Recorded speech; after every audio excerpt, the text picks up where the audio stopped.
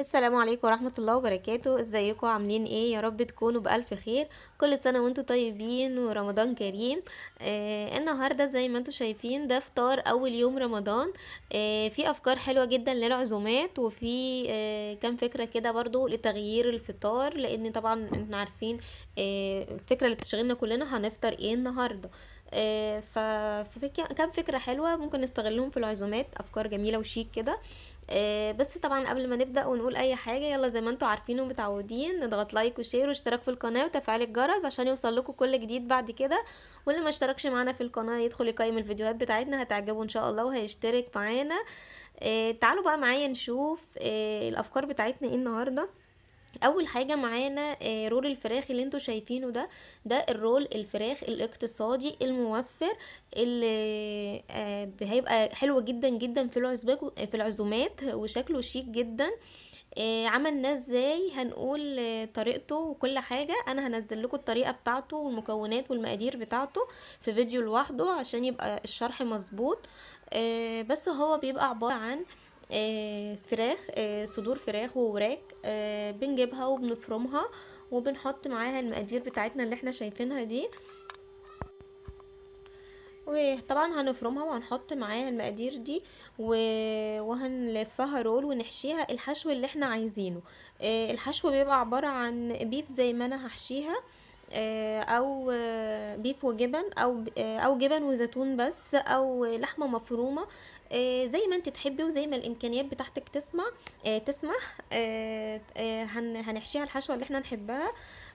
وبعد كده بنقفلها وبنحطها في ميه مغليه ونسلقها عادي على جنبين. نفس بقى ايه، هتتعاملي معاها نفس طريقه اللانشون بالظبط. وبعد كده هنحمرها ونقطعها ونقدمها معانا، هتبقى فكرة حلوة جدا في العزومات. بيبقى شكلها حلو جدا زي ما انتوا شفتوا في اول الفيديو.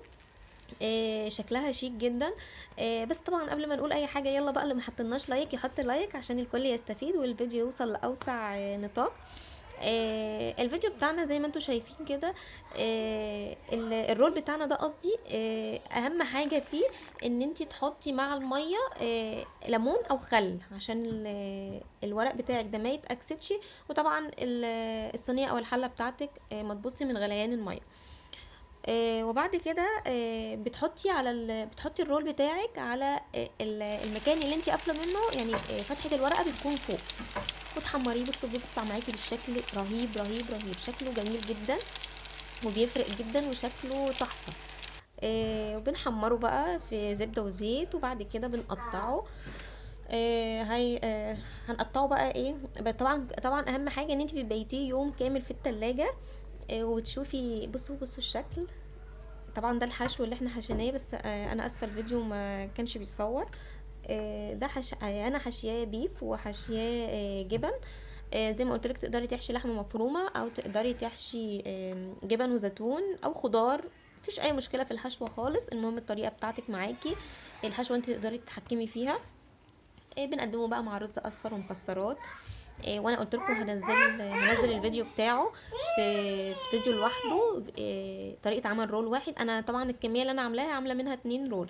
هنزل لك مقدار الرول الواحد وطريقته وكل حاجه وتفصيله فيه، خليكي تعمليه شكل حلو جدا وطعمه حلو جدا، والاطفال كمان بيحبوه قوي. فطبعا ده اول صنف معانا. تقدري تعمليه هو لوحده في يوم في الليل فطار، يعني جنبه بقى شويه رز وسلطه وخلاص كده. يبقى حلو برضو. وطبعا في قيمه غذائيه، هو في البروتين وفي بيض وفي كل حاجه، فمفيد طبعا، مش وحش.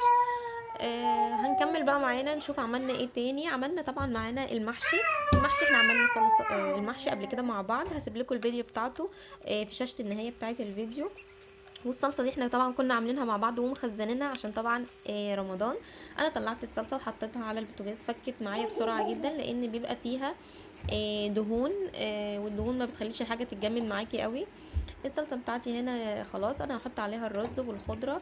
طبعا الخلطه الاساسيه اللي انا قلت عليها دي بتاعه المحشي. اللي ما شافش فيديو المحشي انا هسيبه، اللي ما شافوش يشوفوا معانا، هيخليكي فعلا فعلا استاذه في المحشي وهيفرق معاكي جدا في الطعم. هنعمل بقى، بنحط طبعا البهارات بتاعتنا وكل الحاجات بتاعتنا. ونقلب كويس.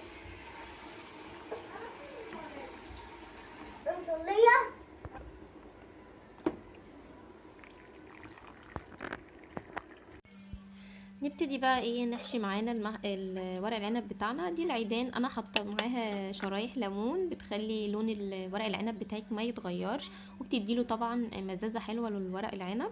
دي طريقه لف ورق العنب، بتلفيه بنفس الطريقه دي بيطلع معاكي زي ما تكوني لفاه بالمكنه بتاعت ورق العنب بالظبط، وبنلفه كده بشكل دائري في الطاجن بتاعنا او في الحله بتاعتنا، عشان لما نيجي نقلبه ينزل معانا بشكل دائري كده، ويبقى شكله شيك وحلو وانتي بتقدميه.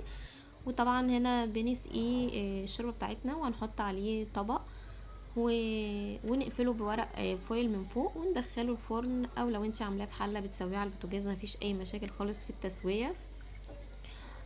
وبعد كده ده كده محشي ورق العنب معانا. هنعمل كمان محشي البتنجان والفلفل بنفس الخلطة اللي احنا عاملينها دي، وهنقدمهم مع بعض. يبقى احنا كده عندنا الرول الاقتصادي، رول الفراخ، ومحشي ورق العنب، وعندك المحشي البتنجان. وكده في ثلاث افكار، يعني الثلاث حاجات دول ممكن تعملي بيهم عزومه. يبقى انت كده عندك فكره لعزومه لاي يوم في رمضان، او ممكن تاخدي فكره واحده منهم وتخليها فطار يوم في رمضان. وبنعمل مع بعض بقى. هنعمل بقى ورق عملنا كده خلاص، ورق العنب خلصناه. انا هنزل لكم طبعا زي ما قلت لكم فيديو واحد لكل طريقه، لكل حاجه عملناها هننزل فيديو ليها عشان تشرح طريقه العمل بتاعتها والمقادير بتاعتها اتعملت ازاي. انا زي ما قلت لكم في الاول الفيديو ده مش فيديو شرح خالص، احنا بس بندي افكار للعزومات وللفطار بتاع رمضان. هنقدم بقى كده خلاص خلصناه، هندخله بقى الفرن زي ما قلت لكم. كده خلاص بقى خلصناه. نجيب طبق بقى بيدخل معانا الفرن، الطبق ده بايركس بيدخل الفرن عادي، او اي طبق ازاز او صيني عندك مفيش مشكله. بنضغط. حتى لو هتعمليه في حله على فكره لازم تحطي طبق كده على ورق العنب عشان بيفك معانا وهو بيغلي.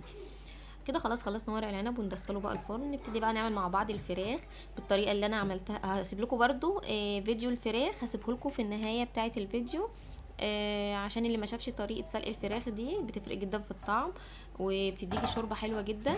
اللي ما شافش الطريقه دي يشوفها. هنعمل بقى الفراخ بتاعتنا بالطريقه اللي انا عملناها مع بعض قبل كده.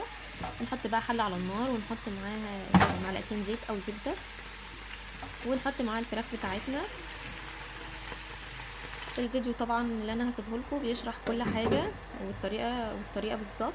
هنحط معاها ورق اللورا والبصل والجزر، ولو عندك كرفس كمان بتحطي مفيش مشاكل، ومرقه الدجاج.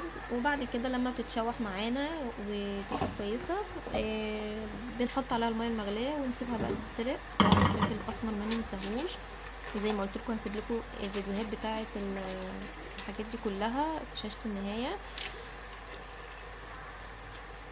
نبتدي بقى كده خلاص نحط عليها الميه المغليه لما تتشوح معانا تشويحه حلوه، وتبقى كده ايه خلاص خلصت معانا. الحاجات دي كلها بتفرق جدا في طعم الحاجه، يعني الخطوات بتفرق ان هي تديكي في الاخر طعم كويس وريحه حلوه. وزي ما قلت لكم بقى الحاجات دي كلها. بنحط كده بقى الفلفل الاسمر ونشويه ما قلنا مع بعض، وبعد كده والملح طبعا. وزي ما قلت زي ما انتوا عارفين طبعا انا قلت لكم ما بتتقلبش بمعلقه عشان الجلد بتاعها ما يتبهدل.